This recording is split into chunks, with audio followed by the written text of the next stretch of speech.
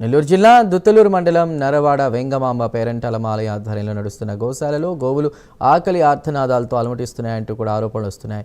గోవులు ఆకలితో అలమటిస్తుంటే ఆలయ సిబ్బంది మాత్రం పట్టించుకోవడం లేదని పలువురు గ్రామస్తులు మండిపడుతున్నారు. వాటి దీన పరిస్థితిని చూసి చలించిపోతున్నారు. గోశాలలో గడ్డి నిల్వలు లేకపోవడంతో తగినంత మేత దొరకడం లేదని నిర్వాహకులు చెప్తున్నారు. మేత తక్కువ అవడంతో సరైన పోషణ లేక అనారోగ్యానికి గురై బక్కచిక్కిపోతున్నాయని అన్నారు. గోశాలలోని చెత్త చెదారం తిని మృత్యువాత చెందుతున్నాయంటూ గో ప్రేమికులు ఆందోళన చెందుతున్నారు. ఉన్నత స్థాయి అధికారుల పర్యవేక్షణలో లోపించడం వల్ల ఈ దుస్థితి నెలకొందని పలువురు అభిప్రాయపడుతున్నారు. ప్రస్తుతం గోశాలలో ఆవులు కోడదూడలు కలిపి మొత్తం 40 ఉన్నాయని నిర్వాహకులు తెలిపారు.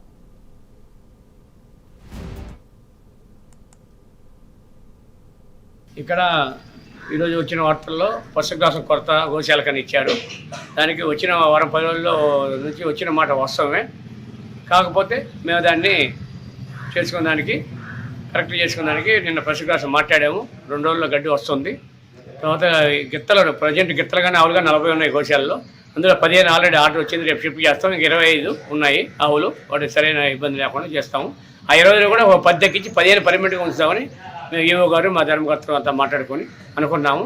దీనికి ఎలాంటి లేకుండా ఇటువంటి ఇంకోసారి రాకుండా మేము సెట్ చేసుకుంటాం. ఇక్కడ ఈరోజు వచ్చిన వార్తల్లో పశుగ్రాసం కొరత గోశాల